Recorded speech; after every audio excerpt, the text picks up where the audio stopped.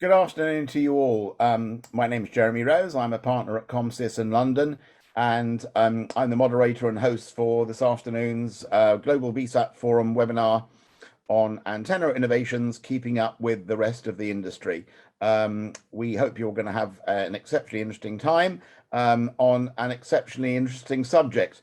Just to clarify, antennas, do we mean spacecraft antennas? Do we mean ground segment antennas? Do we mean consumer antennas, or do we mean complex mobile antennas for aircraft and for military applications? And the answer is all of the above. We've got four excellent speakers from the industry. Let's take it away and get started. I'm going to ask each of you to introduce yourselves, perhaps give us 30 seconds on who you are and what your company does, and then I'm sure during the course of the webinar we'll have a much better idea about the details. I'm going to go left to right in terms of who I can see on the screen, so no particular order. So let me start with Dan from AVL. Hello, I'm Dan Nichols. I'm with AVL Technologies. I'm the Director of Corporate Account Management. AVL has been in business for about 26 years now, and we specialize in the design and manufacture of satellite antenna products.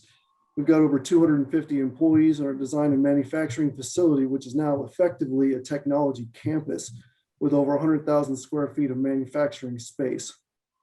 We've shipped over 35,000 products. Because we're the trusted choice for SATCOM products when it comes to the U.S. and foreign military, as well as oil and gas, public safety, law enforcement, satellite news gathering, and wireless and telecom. Thanks very much. Okay, Dan, moving on to Richard. Hello, my name is Richard Hadsell. I'm the Vice President of Global Network Operations for Kymeta Corporation, located out in Seattle, Washington. And Kymeta is the manufacturer of ESAs, electronic steered antennas, predominantly for the mobility industry. Kymeta has been in the design and manufacturing of these antennas since 2012, when the development of metamaterials was taken out of the university, Duke University, and brought forward as a potential product. So we're moving straight ahead and trying to serve all the areas of land-based mobility. So can I just come in there with Chairman's prerogative and say, what is a metamaterial, if you can do that in 20 seconds? In this case, the metamaterial that's being used is liquid crystal. And it's basically taking a television screen that everybody's familiar with, liquid crystal, laying it on its back. And instead of feeding it with pixels, we feed it with RF energy, and it turns it into a beam. So basically, liquid crystals creating beam forming. Okay, right. Moving on to Dr. Maxime Romier, sorry. No problem. Hello, everyone. So my name is Maxime Romier. I'm Chief Technical Officer at Anywaves. We are a company based in Toulouse, France, and we are a pure antenna player for the new space sector. Our job is to design, deliver, and I would say miniature antennas for satellite constellation and spacecrafts. And there is a big challenge in order to propose miniature design that fit into very small spacecrafts and that deliver very high performances. So you had a big announcement recently, yesterday, today, with Airbus, is that right, about EO applications? Yes, that's right. We've been selected by Airbus Defence and Space to deliver antennas for CO3D constellations, which are observation satellites, and also for other services using the same platforms. So you're basically satellite antennas in space rather than on the ground? Yes, that's right. We are focused on, we deliver space hardware. We deliver antennas that will go to space in satellites or possibly space vehicles. And of course, there are constraints that are different from mass market, I would say, or consumer or ground segment, of course. Okay, moving on to Javier. Thank you, Jeremy. So I'm Javier Santos. I'm the business development manager for Europe, North America, and Middle East of Inster. Inster is a Spanish company. We're based pretty close to Madrid, and we've been making comms on the move and man-pack antennas for over 15 years now. We also do integration of communications, and because we belong to a larger group, we integrate other solutions like UAVs and terrestrial communications as well. We're very focused on enterprise and government military sector. Thank you very much for the introductions. So when we did the planning for this webinar, we were chatting away amongst the panelists, and Richard made a comment about disadvantaged antennas, which I sort of understood a little bit, but I was just wondering, Richard, whether you could just run us through what you were talking about there on us. So we're not quite sure whether the audience has all got PhDs in antenna technology or whether they are in the baby clothes business and are just thinking about getting into the satellite side of things. So in as much as you can do a satellite antenna, disadvantage antennas 101, could you do that? I mean, explain what the problem areas are, that it's not quite as simple as we thought. We knew that, but perhaps why?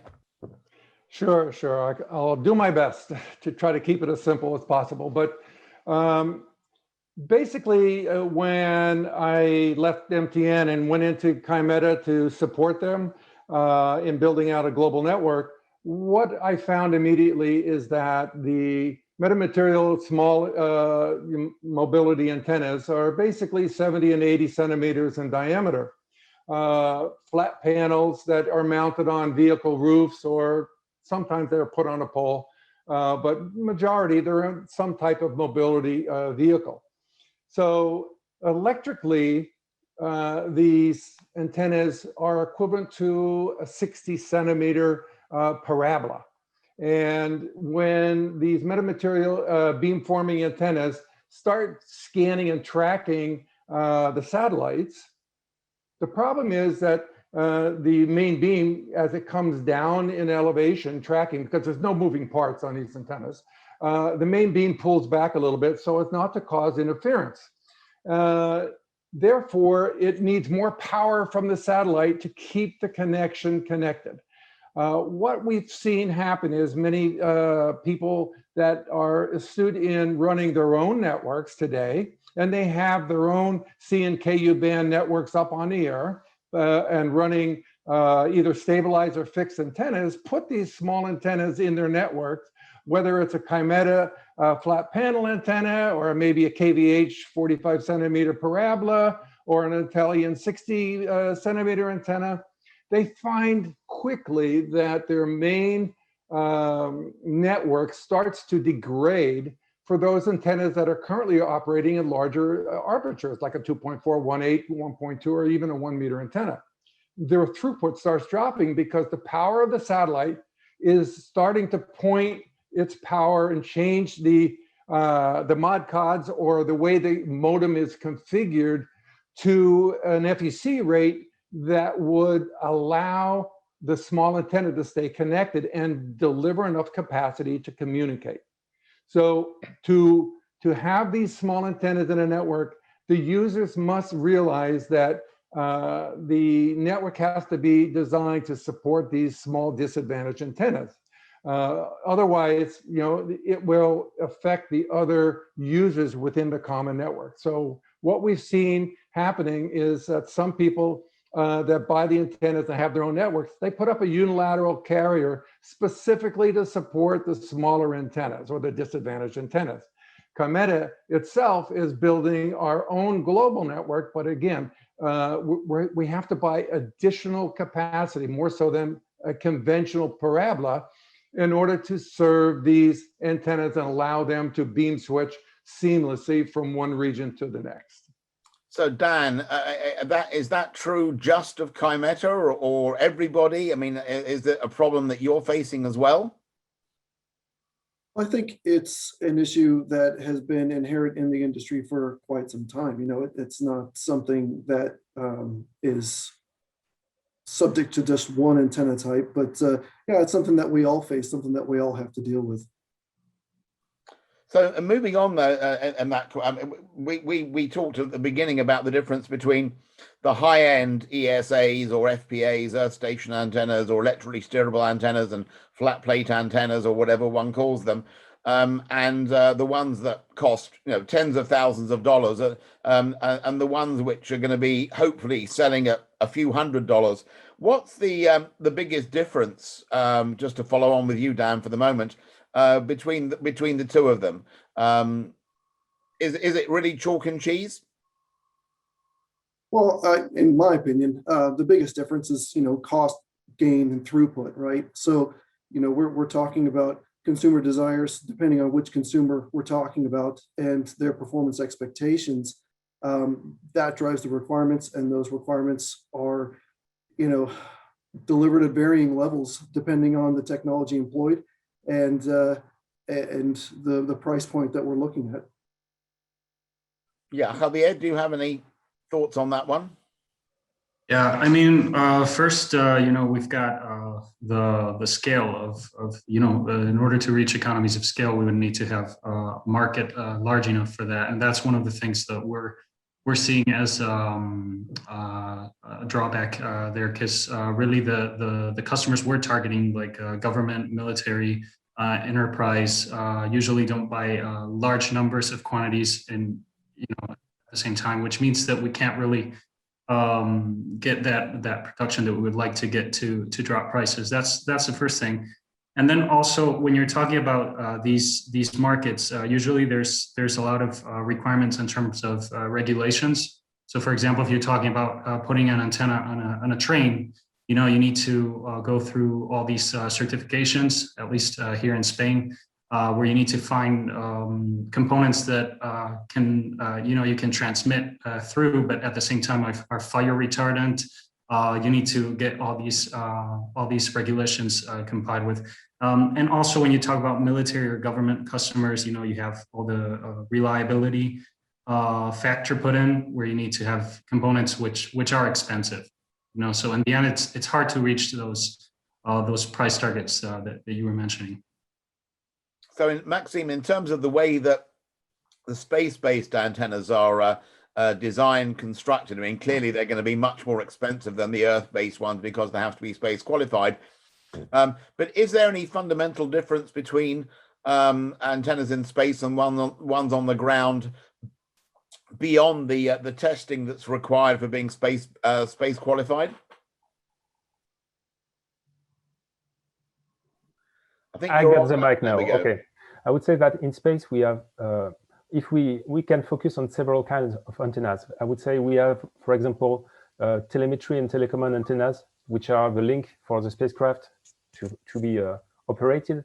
Of course, you have the I would say the payload telemetry antenna that are designed to bring back the signal from the payload, and you have also, I would say, the feeder link antenna, which are the backbone antenna in order to provide, I would say, the backbone of the network. And eventually you have the user antenna that maybe come closer from what we are talking about when we talk about consumer antennas. What I would say is that in space, of course, we deal with a smaller number of antennas per batch. So we have, of course, costs which are higher, but we tend to take the best practice from the ground industry in order to reduce the prices. What is sure is that the environment that space antenna will have to face is really harsh. We have a wide range of temperatures, minus 120 degrees Celsius to plus 120 degrees Celsius. We have a lot of shocks. We have a lot of vibrations. So I would say that the cost cannot be directly connected to ground equipment at this point because of the harsh environment to withstand. And in terms of delivering performances, I would say that it really depends on what you do. If you talk about a user antenna that will have multiple beam delivering multiple users around the Earth, this will be very complex antennas in the end. So just following on from that, Maxime, what developments have you seen over the last 5 years in your part of the antenna space? And what do you see happening in, say, the next 5 years in terms of technological developments? Okay, so I would say there are two big trends. One of the trends is miniaturization, because we have spacecraft that come smaller and smaller. If you want to send batch of satellites, you have to make smaller payloads and smaller antennas. And so miniaturization is a big trend we are really digging in with some technologies I could develop later. And on the other hand, for user antennas which deliver communication for the users, we have to increase the data rate to ramp up. And therefore, these antennas are moving massively around towards multi-beam antennas, and in order to reuse the spectrum for different users all around the Earth. And multi-beam antennas, in the end, it tends to push for active antennas with low power BFNs. Therefore, active antennas with distributed amplification and big challenges for power efficiency. So we have the miniaturization on one side, and I would say active antennas with power efficiency concern, because on satellites, the power is very rare and precious. Can you just explain what an active antenna is? I mean, to me, an active antenna, this is, I'm sure it's wrong, an active antenna transmits and a passive antenna receives, but that's not the case. That's not what the definition is it? Okay, I will try a definition. It might depend on who talks about it. I would say a passive antenna doesn't need to be fed by, I would say, DC power in order to work. An active antenna is fed by DC power, and this DC power is used to feed, most of the time, solid state power amplifiers. And when we talk about active antennas, we are talking about an array of antennas, and each element of the array has its own solid state power amplifier. And so it means that you have to have a high efficiency at the level of the SSPA. So are those developments in space going to be reflected in the Earth-based antennas, particularly the consumer-based $300, $400, $500 antennas that in 5 years' time might benefit from those developments that you're doing right now? I would say active antennas in space exist for a long time now. On ground too, for military in the beginning, and now they are becoming more consumer-oriented. But there is a gap in terms of qualification of the equipment, because I would say the ICs, the circuits have to be space-proven to resist the radiation, to resist high temperatures, and so on. So there is a step when we design a component, an active antenna on the ground, and that we move to space. Right, and are these tracking antennas as well, or do they have to have physical tracking, or is tracking and pointing part of the antenna itself? I can follow on, no problem, but I will give of course, the floor for my colleagues. But yeah, what I could say is that on the ground, when you are a single user, you have to track the satellite, of course. So you have an agile beam, and active antennas and reconfigurable antennas are a way to track the satellite. From the satellite point of view, you won't track users individually. You will have multiple beams covering the spot of the Earth that you are facing. You will be dividing this area in multiple beams. And so you don't necessarily have to reconfigure the steerable beams, but you can have some adjustments in terms of power that you deliver into each beam in order to have a higher, better modulations, and to manage the power and deliver the best service to every user. But your antennas are millions in terms of price, aren't they? To be fair, we are not necessary at Anywaves manufacturing such active antennas for space for now, but we know the trends, and we are moving also in this direction. From our point of view, we are more, I would say, expert in miniaturization of antennas, which can be integrated, which can be active. But this is really miniaturization that is a big deal for us, actually. Javier, I mean, how is Insta dealing with these issues of perhaps taking the technology of the very expensive, complex antennas and moving it down market? Well, I mean, at Insta, what we're really doing is trying to find our niche, right? We don't want to go to a massive market where maybe a Huawei could enter and just leave us out. So we're focusing on the markets that we can control, the ones that we know, and where we can really add value.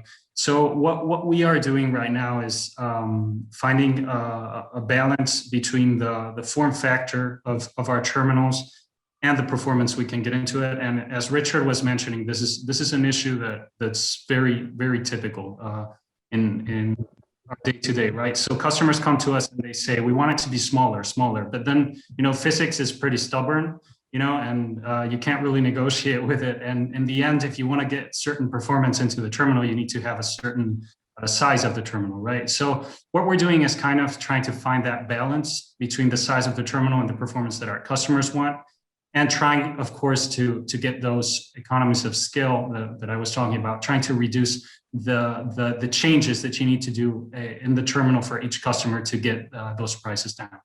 Yeah, and yeah, just to, I think there's an interesting thing going on, which is the deployment of the LEO constellations, and we're all trying to prepare for that as well. And at Inster, we're also developing an electronically steered antenna, which we hope can meet the needs of these new space applications as well.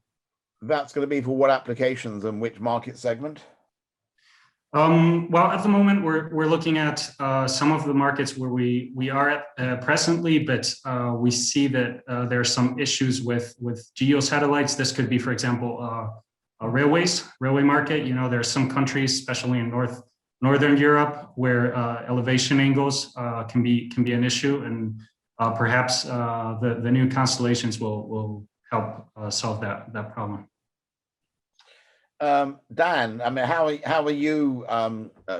How do you see the technology that you developed moving down the market as well, or are you going to maintain your market segments in the ones that you've got at the moment?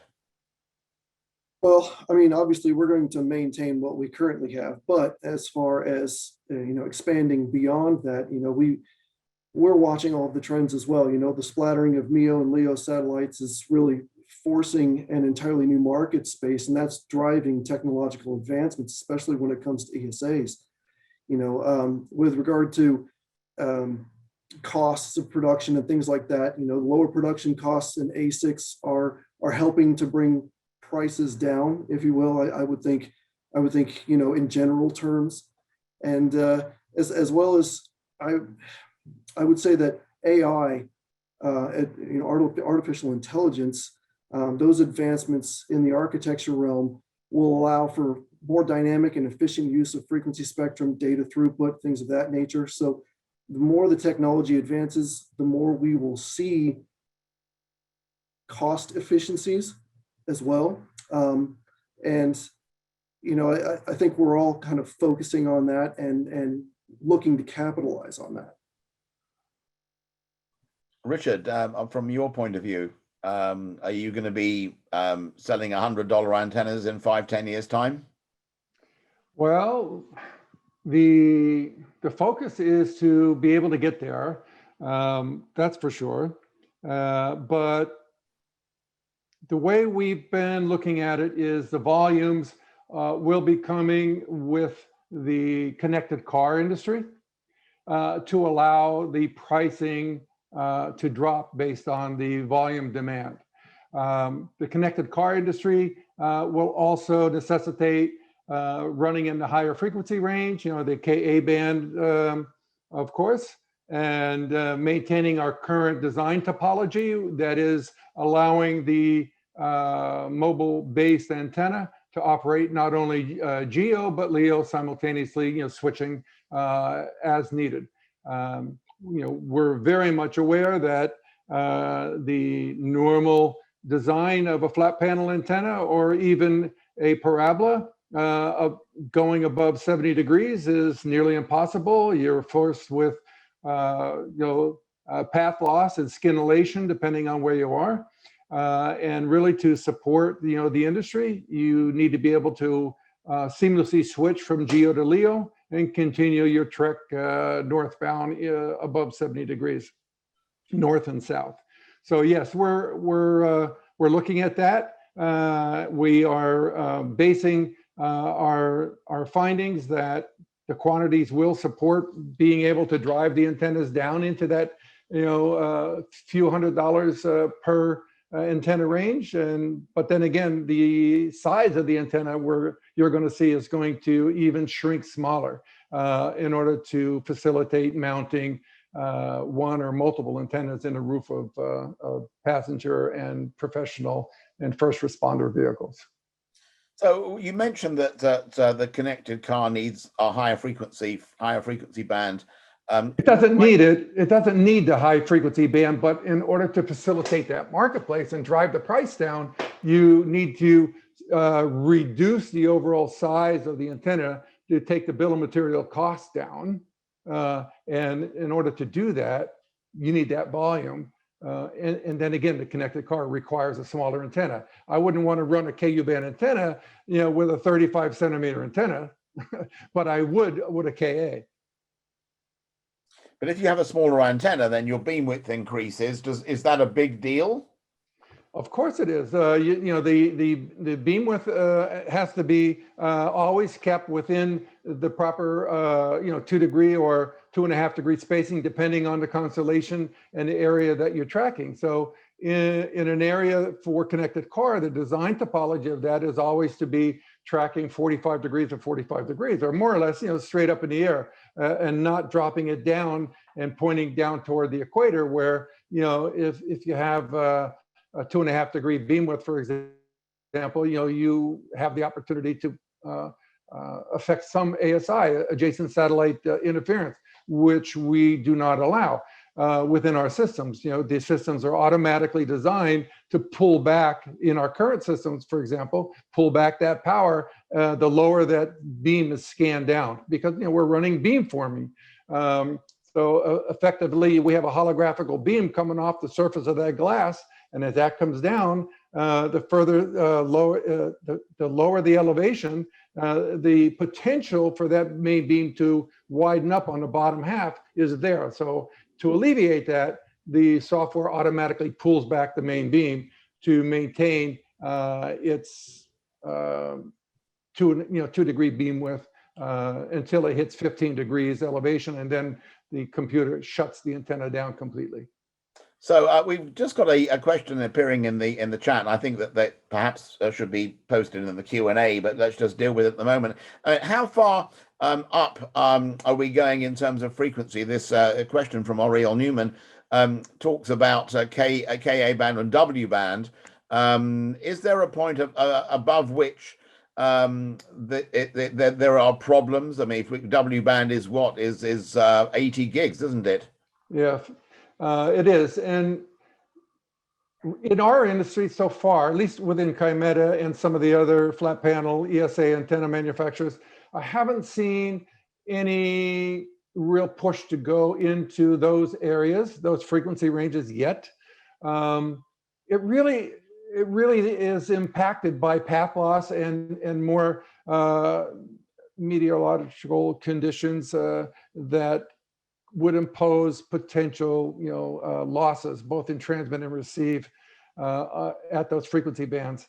It also could possess an issue in the end user at those higher frequencies for radiation hazards that each country that you're trying to license these in would probably have concerns about how far away you can be, or the user can be away from that emitter.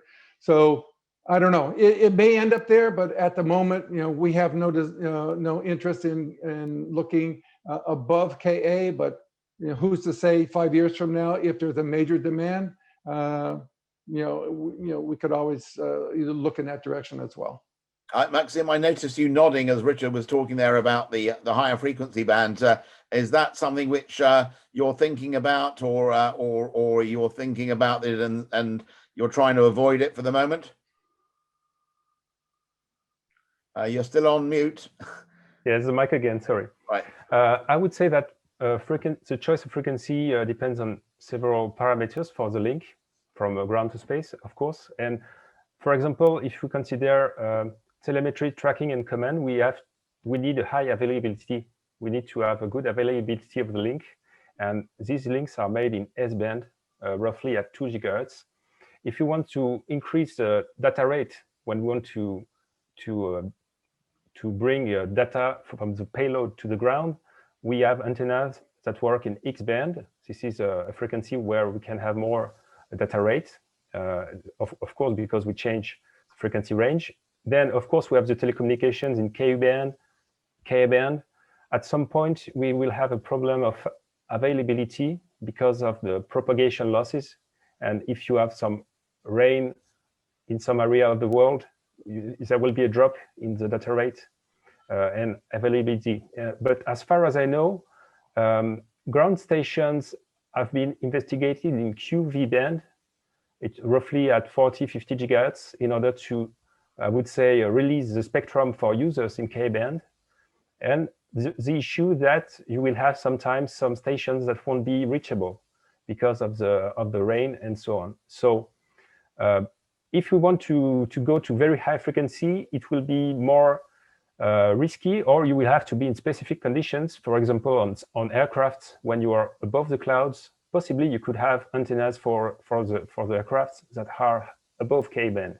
But when you go below the clouds, you may lose a link.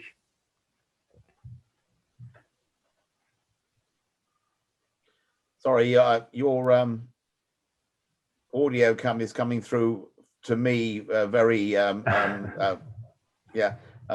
very muffled. Is it just me, or is that everybody having the same problem?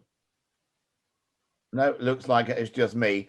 Okay, well, I'll just I can just about hear you, but Dan, moving on to the higher frequency bands, what are you finding in terms of what you're seeing in terms of requirements? I mean, certainly in terms of the work we're doing in satellite design, Q and V bands are very much in the picture at the moment for gateway links, and to, as you say, Maxim, to release the capacity for the user links. But are you finding that QV and possibly even W are on the radar as far as you're concerned? Well, I would side with Richard on this. 5 years from now, yeah, maybe. We're always open to advancements like that, different changes. But we're focusing on KA and KU. That's where our primary market segment is, and that's our bread and butter. So.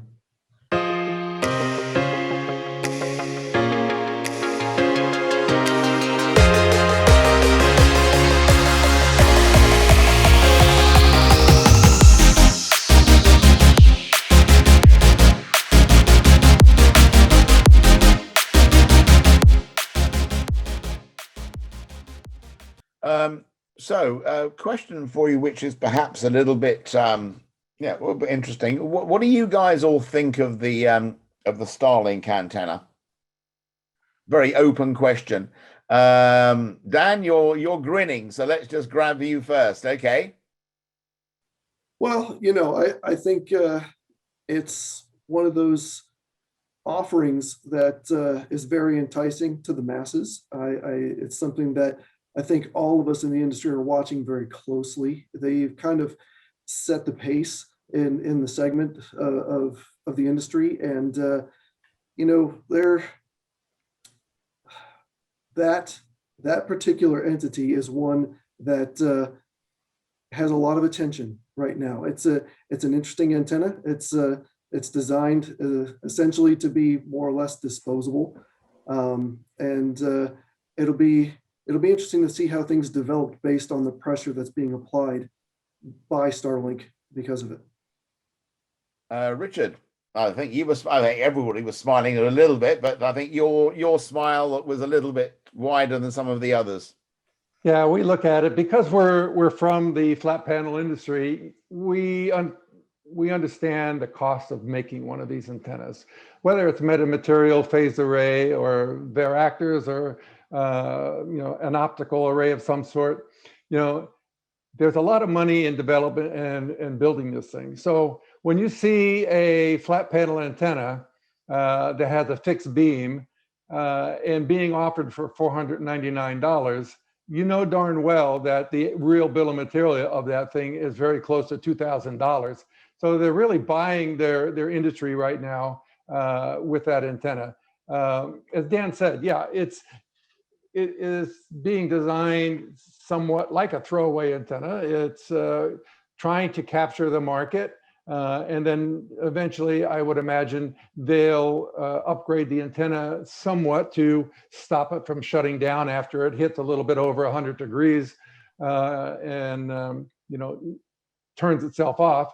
But oh, yeah, I mean, everybody, that's why they have trials. I mean, I think that's being but that's the fun part of things, you know. I mean, it's still a beta, antenna, and it's a beta system. As far as a lot of the industry, you know, people like us that are building antennas and building networks, you know, we watch it closely, and we still consider them as, you know, buying up the, you know, the services that they can get as a beta. They need to prove that this works all over the place in all environments, and they're learning. Unfortunately, they may be learning the hard way, shutting off customers and getting some bad reputation, which is going to make them scramble to come up with a hardier antenna that will survive the different environments that are imposed upon their system. But right now, it's kind of hard, you know, for the rest of the industry to look at it and say, hey, $99 a month and $500 for an antenna. Hey, let's go for it. Javier, you raised your hand figuratively. Yeah, I mean, I was just thinking that, you know, there's the fact that Elon Musk's behind it. And if Elon Musk decides to sell rocks, he would probably sell 1 million rocks in 24 hours, you know, just because he's Elon Musk. So I think there's a lot of hype with it right now. And I think we're all waiting to see what happens and how it really turns out and if they can deliver. And personally, I'm very excited and to see what happens. But I mean, we manufacture antennas on the ground, and as Richard said, we know the problems that can come up and the difficulties, and I don't think it's going to be that easy. I mean, my personal opinion on these systems is that, you know, the rocket science is the easy bit. I ring up Mr. Manufacturer, Airbus or Thales or Boeing or whoever, and I give them my credit card number for a few $1 billion, and they give me some satellites. But then how do they get into the market? Nobody in the world has ever heard of Intelsat or Eutelsat or AsiaSat or AVL or any of you guys or any of us guys. You know, if you ring up the local embassy to get market access, you're going to get the deputy assistant intern. If Mr. Musk or Mr. Bezos rings up, he's going to get the ambassador having lunch with the president. So, and that's, I think, is a significant issue. Any other comments on the Starlink? I think, Maxime, we haven't pinged you on this one yet. Can we put you on the? Oh yes, very quick. Just to say that I was on YouTube. There are some videos where you can see it completely tear apart. So it would break my heart if I was a designer, but that's nice anyway. And I would say that what it teaches me is that if you want to make some electronically steerable antennas, you cannot steer indefinitely. You have to stop at some point. And as far as I understand, it goes up to 50 degrees beam steering. And that's something people should consider. It's not easy to go for lower elevation. If you want to 60 degrees, 70 degrees for a flat panel, it's really hard.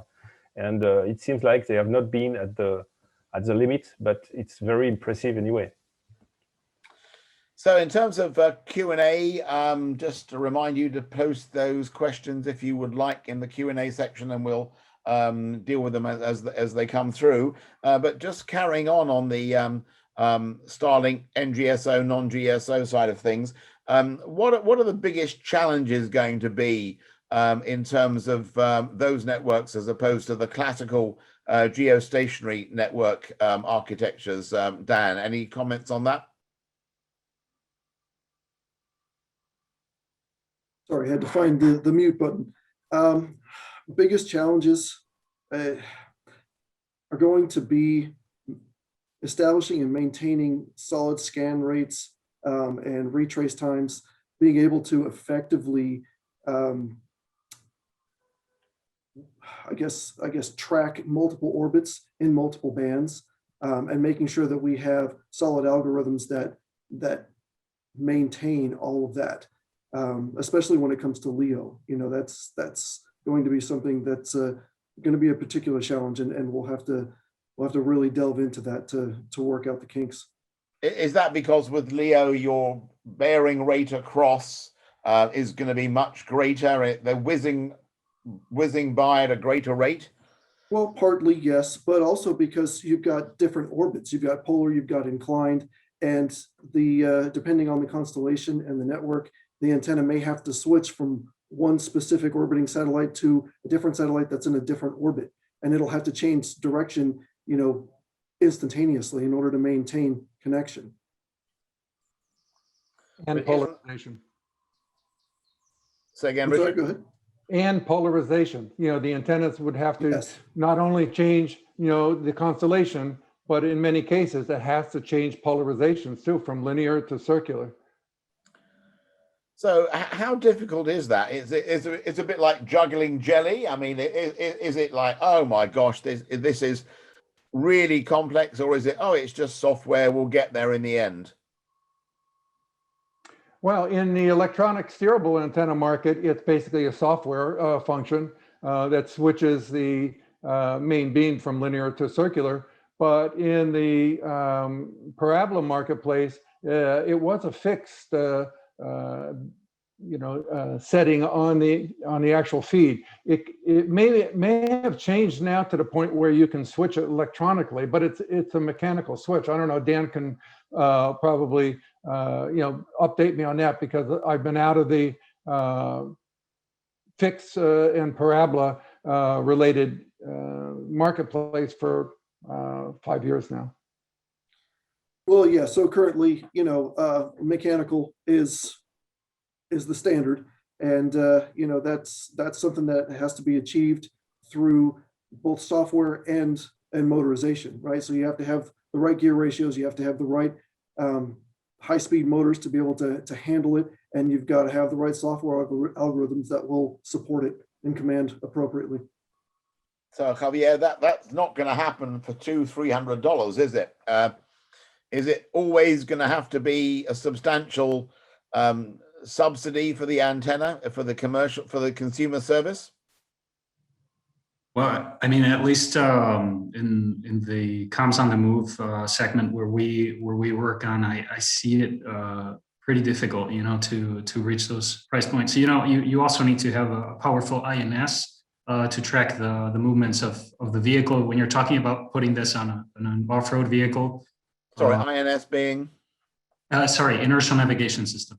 Yeah. So you need to have you need to know the position of the vehicle at all times, the relative position with respect to the satellites, smooth handover. So it's not that easy, and I think those components are expensive, at least right now. Yeah. So when I first got involved in the industry, that we had, it was Navy, so it was the SINS, it was the ship's inertial navigation system, and it was gyroscopes here and gyroscopes there, and thousands and thousands and thousands of dollars. Is this all going to be on a chip? I mean, if you look at a cell phone now, it's got 50 sensors in there, all doing all sorts of stuff. To what extent is that technology going to be adaptable to a consumer antenna? Yeah, I mean, there's technology for every application. I think it's just a matter of the precision that you need, and the reliability. So when you're talking about high grade inertial navigation systems, the price increases significantly. Maxime, any thoughts from the space segment side of things on that? Okay, just to be clear, you want me to comment about the use of mass market technology and to lower the price? Yeah, to the extent that you might be able to. I mean, is there an effect in the way you design your space antennas to help the ground segment consumer market? Okay, Are they coming to you and saying, look, okay, Mr. Satellite Builder, if you could do so and so and so and so, then that would make life a lot easier for us. Is that happening? Yes. And if so, in which areas? Yes, in fact, there is a big impact of the antenna performance on board on the whole system, and therefore we have to deliver. Just to give you an example, we have to shape the radiation pattern of the antenna in some cases in order to have the best service over the Earth. For example, isoflux antenna based on helix, which have to deliver, I would say, the same link wherever you are on the Earth. Regarding the satellite, you have to have a higher gain at the edge of Earth than at the nadir point. Also, we can benefit from, what I just wanted to add is that we can benefit from technologies that come from, for example, additive manufacturing. We have been using additive manufacturing for printing 3D ceramic blocks and with 3D structures in order to shape the antenna performances, dielectric permittivity, in order to optimize the performance and fit inside the smallest possible place. As Javier said just before, we have limitation due to the physics, but we have to tune our designs in order to I would say, to match the physical limit and to be as close as possible.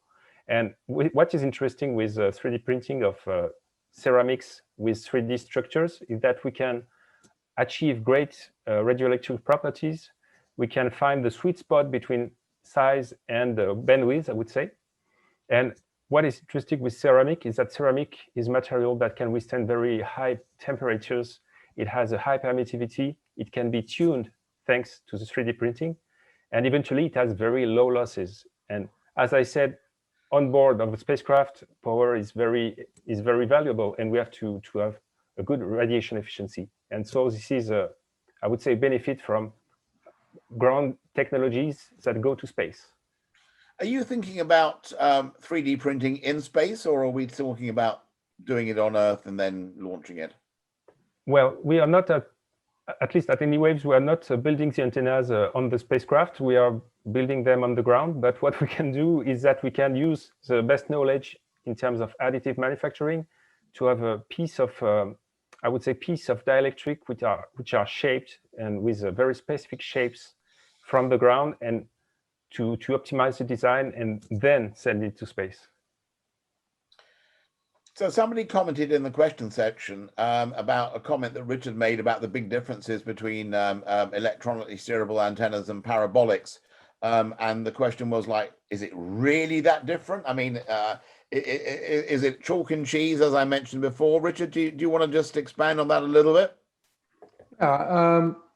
Again, people who have a parabolic antenna, they use it in a network. If they use it in a mobility environment, the parabolic or even a fixed flat panel antenna points its main beam directly at the satellite, no matter where it is on the Earth. So if the targeted spacecraft is 45-degree elevation, so be it. The antenna points there.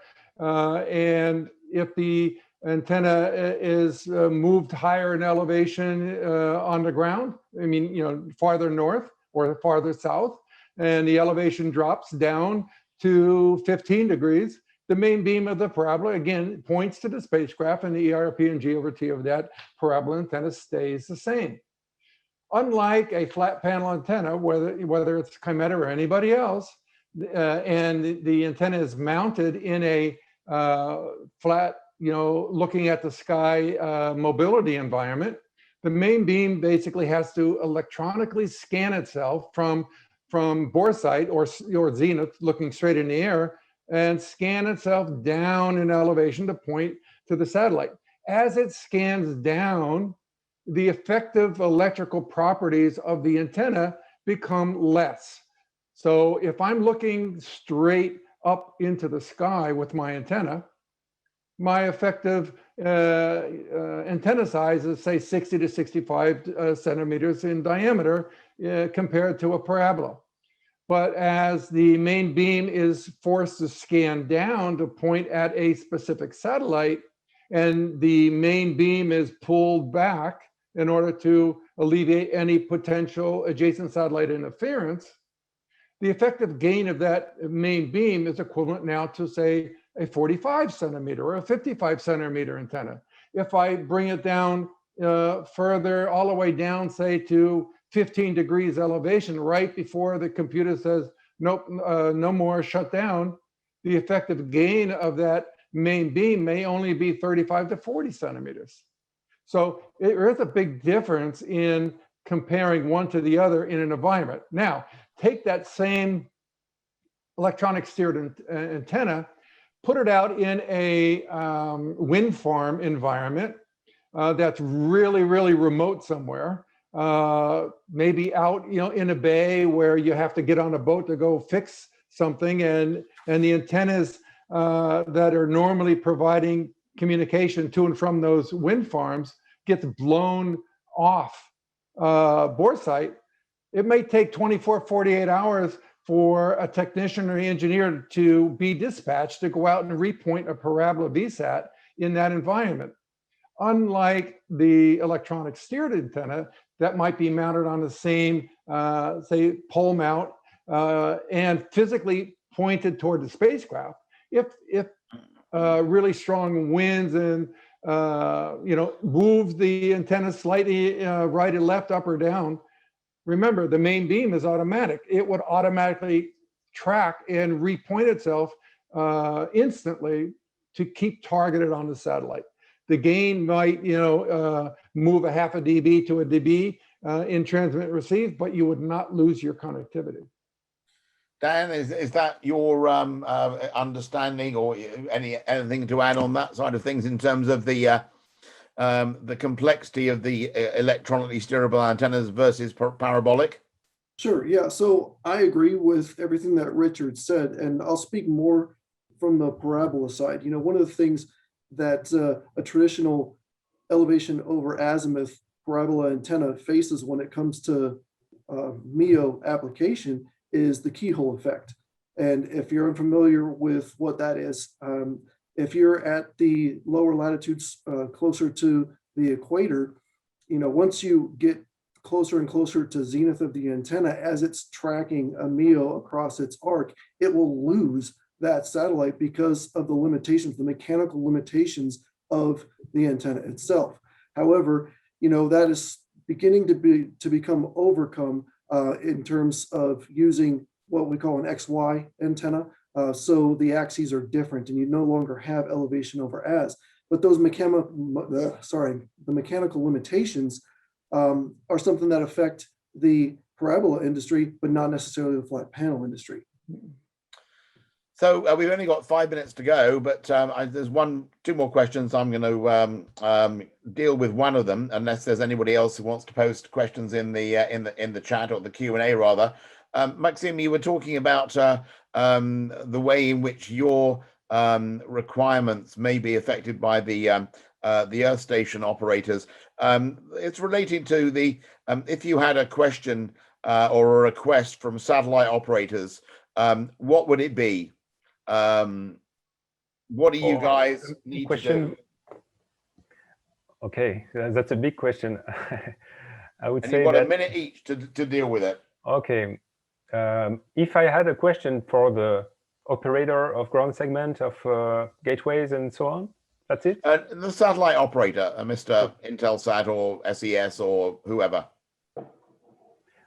Well, I would say first that antennas are very specific to the application, and we can deal with operators which are not necessarily telecommunication operators. We have sometimes institutional operators that have their gateways in S-band, X-band, K-band for, I would say, telemetry, tracking and control, as I said. And so I would say that we often, what I would say, my recommendation maybe would to take into account sooner in the projects for satellite systems, what is the performance of the antenna? Because when system architects design their systems, they have to make assumptions on the antenna performance on the ground and on the satellite. And sometimes if you build a complete system with a simplified assumption on the antenna behavior, when you steer the antenna, as we say, when you have only, I would say, a very limited space on the spacecraft. It is very good to, I would say, connect with the designers of the antenna in the beginning of the design of the system in order to find the sweet spot. Because sometimes as antenna designers, we are, I would say, we are given specifications that are at the end of the process, and it occurs that the antenna performance is the key of the system. And if you take a look at the systems for, I would say, mobile internet all over the earth, user antenna is really a key equipment. And it's the same on the spacecraft. When we talk about small spacecraft, we have limited space. So the performance of the antenna should be taken care very soon in the design of the system, I would say. So we're running out of time a little bit, but Javier, any thoughts on that from you? I mean, if I had any requirements for the satellite operators, it would be to make the certification processes smoother, please, and easier.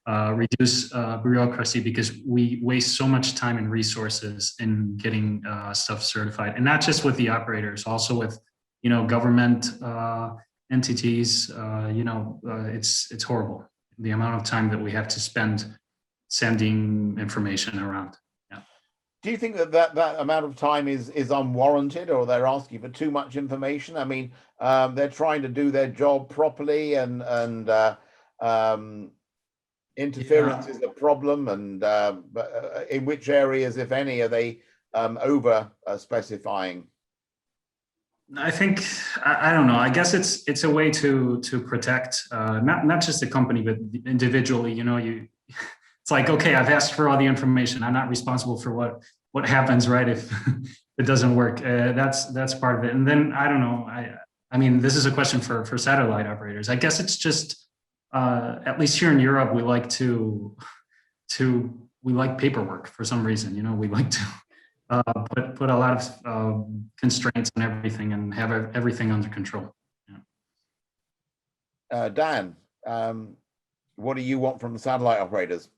Well, I agree with Javier. I was going to talk about certification processes as well. At AVL, we primarily focus on U.S. government, and the mil standard requirements that are imposed on the terminals, the antennas that are produced, they're pretty substantial. And I think about ESAs, and specifically with regard to EMI testing, the complexity of ESAs is such that it's going to drive EMI testing to a point where it'll be almost unpalatable to conceive going through that process.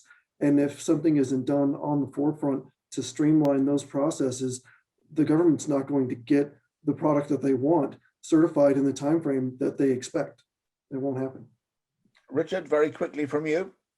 Yeah, I agree, with Javier as well on the certification process. We have all of our own chambers that we pre-test with, and we have certification from the majority of SSOs around the world, except for one major SSO located in Europe, who is the probably hardest SSO to deal with for certification. And I've been dealing with them for 2 years, trying to get our beta antenna and our production antenna certified. And it's like talking to the wall half the time. So SSO, satellite system operator. Yep. Yeah, right. So we've got 2 of the S's there. We can't guess who it might be. Yeah. Anyway, gentlemen, thank you very much indeed.